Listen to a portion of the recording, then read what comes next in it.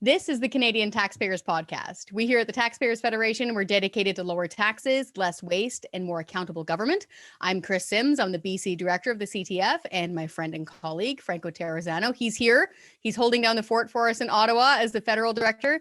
So we've got a really good show for you today. Well, good in the sense that it's really disturbing for taxpayers. We're going to do a deep dive into the debt and the fact that we apparently won't see balanced budgets for another 5 decades.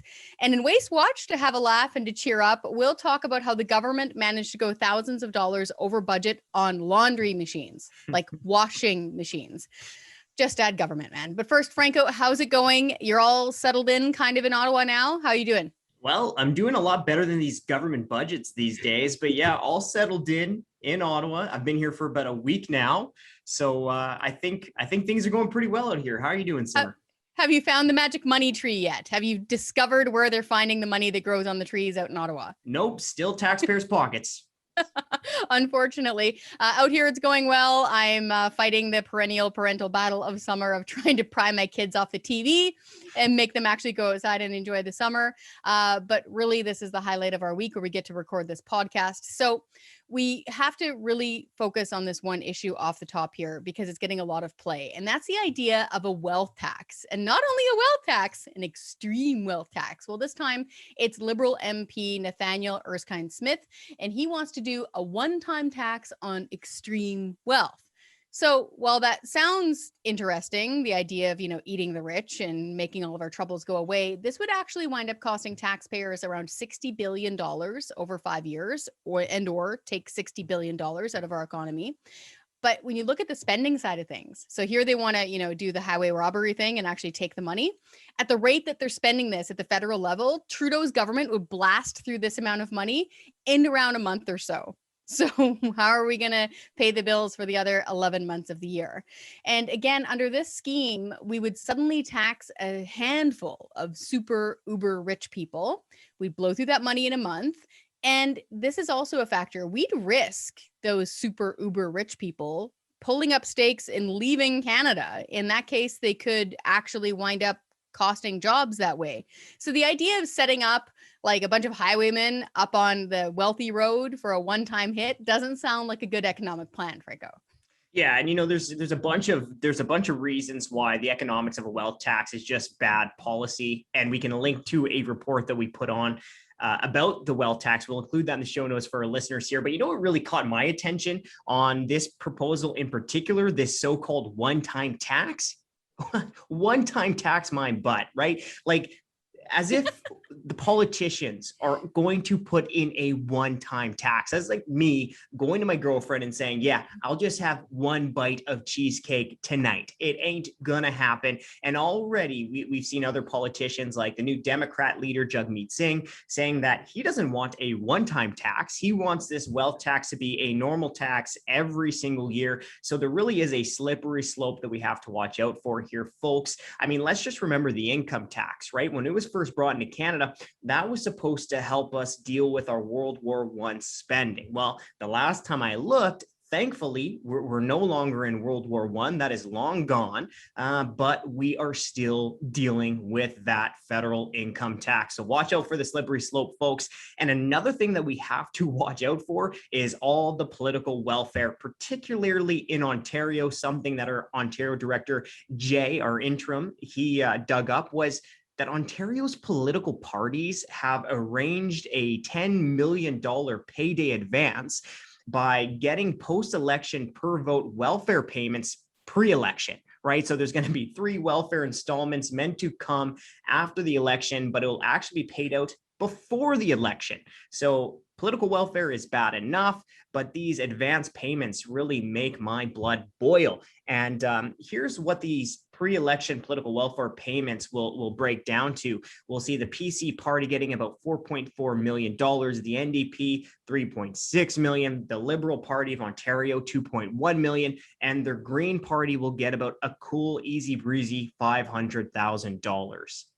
Wow. Okay. So to be clear, folks, not only are politicians and their political parties getting taxpayers' money, so this is for things like lawn signs and attack ads. This is not going to Elections Ontario to pay for the little ballots and the pencils. No. This is going to partisan political parties. So not only that, Not only are they getting taxpayers' money, now they're trying to take it early so that they can blow more of your money on their election campaigns. It's really unacceptable. And what really rubs salt in the wound is that Premier Doug Ford, promised to scrap all this. He promised to get rid of the per vote subsidy. He promised to get rid of political welfare during the 2018 election. Instead, not only has he jacked up the take from politicians taking from taxpayers, but he's also trying to take it early now in order to bankroll an election. Okay, so we're talking about cost to taxpayers, obviously, and I want to jump into maybe the most important issue for taxpayers right now, even though they might not know it, and that is all of this massive deficit spending and whether or not we'll ever pay for it.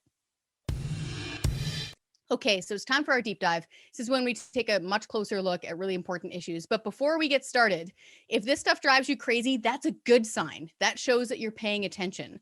But have some fun with us and help us join our army. Go to our website, taxpayer.com. We actually have a store there now, and you can get cool things like t-shirts and baby onesies, and you can even get sweatshirts that say things like this: socially distancing from me for my money since 1917, which of course is what Franco was talking about when we first got the income tax here in Canada to temporarily pay for the war. No such thing as a temporary tax. Okay, so Franco, you and I talk about this a lot. We talk about this a lot, the CTF, deficit spending. So the deficit spending by Prime Minister Justin Trudeau has gotten way out of hand. Like, it's just banana pants. It's almost impossible to really understand. So just to be clear, let's take a stroll down memory lane. Trudeau promised that he would actually balance the budget by 2019. He said so out loud with his face. That didn't happen. So we've been going through this data published by the Parliamentary Budget Officer recently, and we're trying to find out when the feds might actually be able to balance this budget. You took a long look at this. What did you find? Well, absolutely mind-boggling. After looking at these spreadsheets that were published by the PBO, which is the government's own independent budget watchdog, the feds aren't going to balance the budget until 2070 under the status quo, according to that PBO data. So about 50 more years of deficit spending if our politicians do not change course, which is absolutely, I mean, it's hard to fathom, right? Quite honestly. I mean, to put it into more of context, that would be like the government under former Prime Minister Pierre Elliott Trudeau in the early 1970s, putting us on a path where we wouldn't balance the budget until now, right? And if this shows anything, I think it shows us the importance of why we need our politicians to start taking deficit spending serious again. Wow, you put it that way, it's much easier to understand. That's just chilling. Okay, so I guess this unfortunately answers the burning question that Trudeau had started flippantly by saying that the budget will balance itself. Answer: no, it bloody well won't. And at least not for 50 years or so. So remember, folks, again, Trudeau, during his election campaign in 2015, he said he was going to run little itty bitty deficits, and then he was going to balance the budget by 2019. Let's listen to that. We are committed to balancing the budget in 2019. Okay, so he missed that target by a country mile. Big deficit in 2019, so no COVID spending excuse there. Huge deficit last year, and it looks like around 50 years of more deficit spending if the government doesn't reverse course. Yeah, and what does this all mean? Well, more deficit spending means more debt. And right now we're already more than $1 trillion in debt federally. But if the feds don't balance that budget until 2070, the federal government is going to rack up another $2.7 trillion worth of debt, close to $4 trillion in debt interest payments, right? So this is just completely not fair for future generations. And we kind of broke the numbers down per person. So if a baby is born this year, it is already going to owe about $26,000 in federal government debt. By the time that budget is balanced about 50 years from now, that little youngster will be on the hook for about $67,000 in federal government debt alone. Let me play devil's advocate, because really I need to kind of soothe my brain because it's difficult to understand this and it's scary. Let's play devil's advocate. Why should we care? Honestly, a lot of people are in debt. People take on debt for houses, they take on debt for vehicles. A lot of governments around the world are in debt. Why should we care about deficits and debt?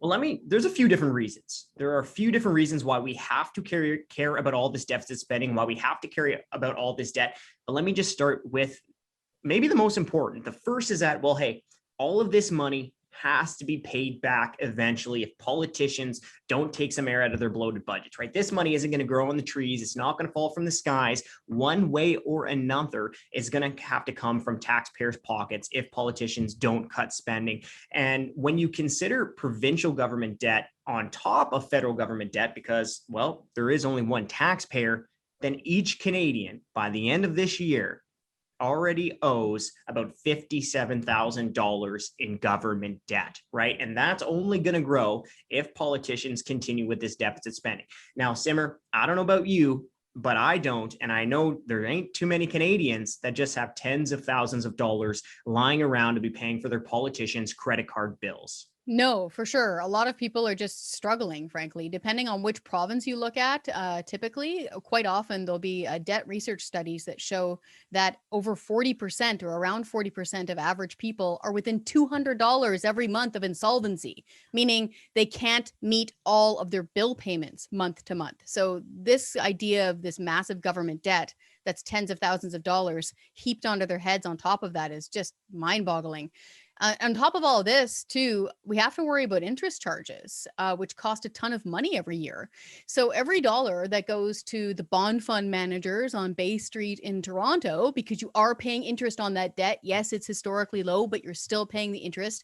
Every dollar that you pay to those bond fund managers can't then be spent on education or healthcare or new roads or even to lower taxes for average people. Folks need to remember that every dollar borrowed is more money borrowed on top of that with interest. So if the feds don't balance the budget until the year 2070, those interest charges, they must be sky high. Did you look at that element of it?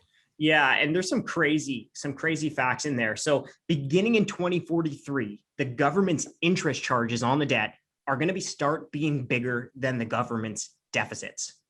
Mind-boggling, right? And if we don't reverse course under the status quo, by the time the feds eventually get around to balancing their budget in 2070, interest costs will have hit taxpayers for about $3.8 trillion, right? That's $3.8 trillion worth of interest charges that taxpayers essentially will lose out on if the status quo doesn't change.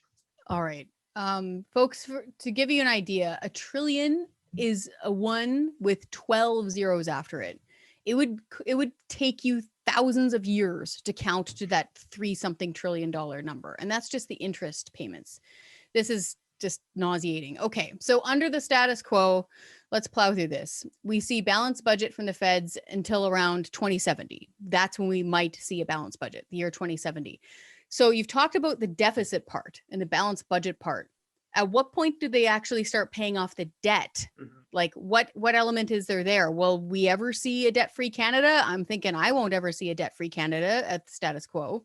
Yeah, that's a really good question, right? Because not only do we have to actually get our politicians to start taking deficits seriously so that they actually balance the budget, but then after they balance the budget, we got to still worry about this huge debt tab. And as I already kind of mentioned, if the status quo continues, by the time it's 2070, we're already going to be trillions of dollars in debt. And so what the Parliamentary Budget Officer says is that after the budget is finally balanced in 2070, it could still take another 2 decades to pay off the debt, right? So that is already alarming news. But here's the scary part. The PBO, it assumes that the effective interest rate for the federal government's debt will eventually settle in at around 2.84%. Now, that's still going to be lower than interest rates were between 1991 and 2014, according to the PBO. And then the PBO also estimates that our economy will continue to grow, right? That we're going to go on a steady upward march of economic growth. The PBO also assumes that a lot of the surplus money is going to be going to paying off the debt. So these are, I'm sure they're fair assumptions, but I think they're rosy assumptions, right? Yeah. And here's why I say that. I'm sure the smart people at the PBO have put in the time, have made good projections, but the problem is that we don't have a crystal ball, right? So what happens if interest rates spike? What happens if Canada stumbles into another downturn? What happens if politicians, after balancing the budget, want to use some of that surplus money for who knows what type of pet project? So I think that just goes to underscore the point that if things really don't change, I mean, we can really be setting us up for decades and decades of debt. Wow. Yeah, and you mentioned like the assumed topping out interest rate of the height that it would reach. That's still way lower. You mentioned Pierre Elliott Trudeau last time, pet. That's way lower than it was in the early 80s. Holy smokes. And that's a reality for a lot of people. A lot of our listeners and viewers would have lived through that time. So that's not outside the realm of possibility that interest rates could be getting higher. All right, those are great points. But there's something that we need to make clear here, even just for our own sense of hope. These are projections. There's nothing stopping politicians right now from turning around, sobering up, and balancing the budget long before the year 2070. They need to have the spine to make these tough decisions, frankly.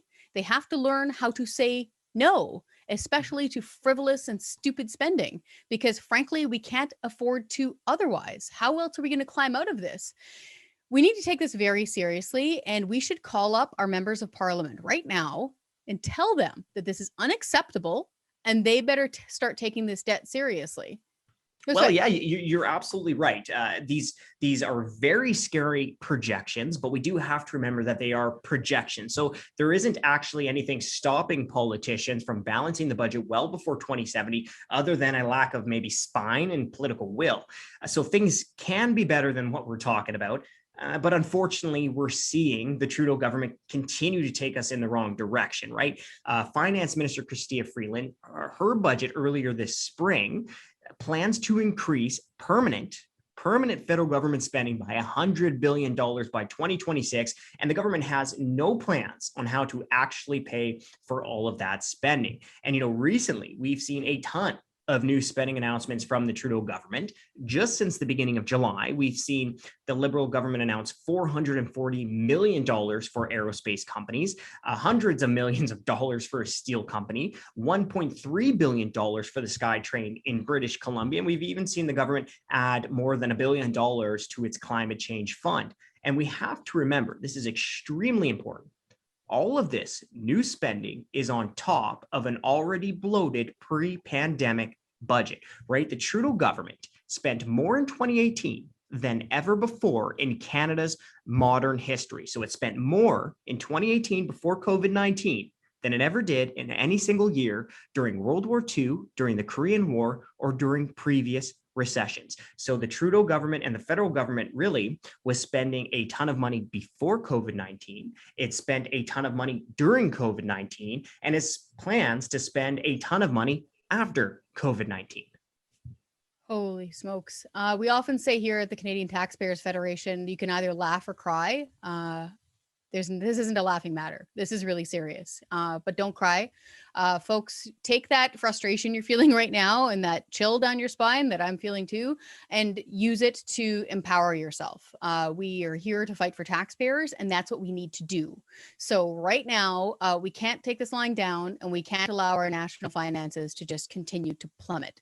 So pick up the phone, write that email, all hands on deck. Write your member of parliament and you tell them to get this deficit spending under control like yesterday, that you and your grandkids are not going to be on the hook to pay for deficit spending for the next 50 years. That is unacceptable. We don't care what party is in charge. This is not responsible governance, and we need to put them back in check. So for starters, once you land on our website, taxpayer.com, sign our petition to stop Trudeau's deep dive into debt.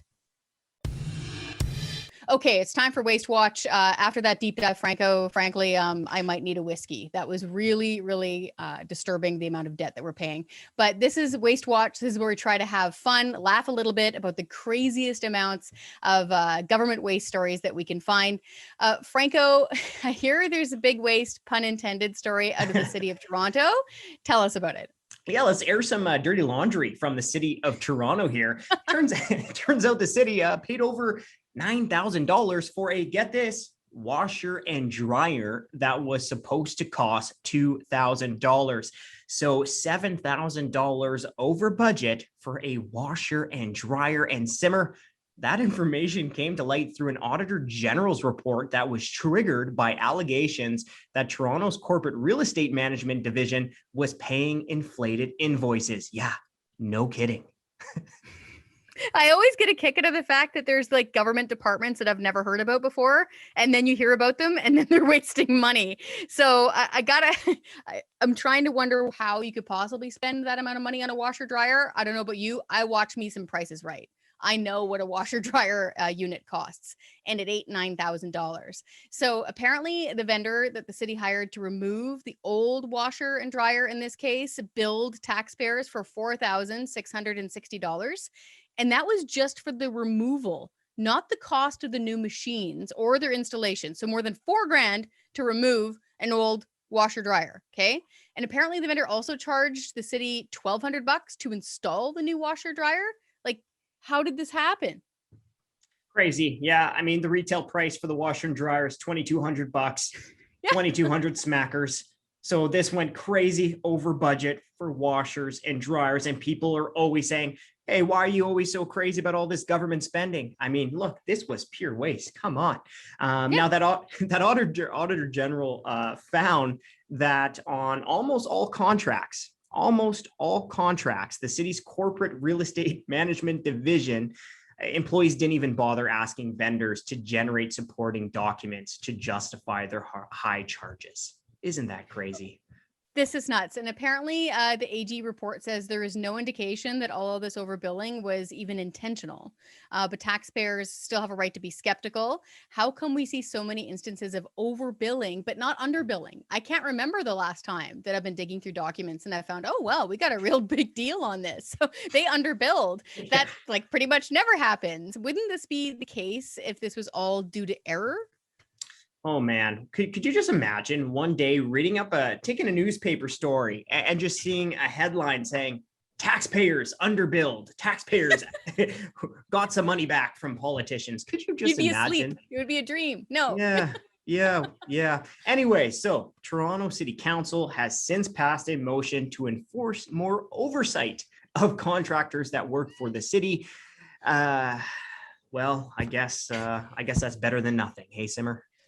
You know, we get taken to the cleaners routinely as taxpayers, and it's really annoying listening to the spin cycle coming out of Toronto City Hall saying they're just now getting on top of this. Sorry, I'll stop with my stupid washer dryer puns. Folks, this is why we fight. If you want to hear more waste of taxpayers' money stories, go to our website, taxpayer.com. There you can also share all of our commentaries, take a look at our news releases, and sign our petitions. Most importantly, join our army. We here at the Canadian Taxpayers Federation have been around for more than 30 years, and we're fighting for you. We are about lower taxes, less waste, a more accountable government. So head to our website, taxpayer.com, and join the fight.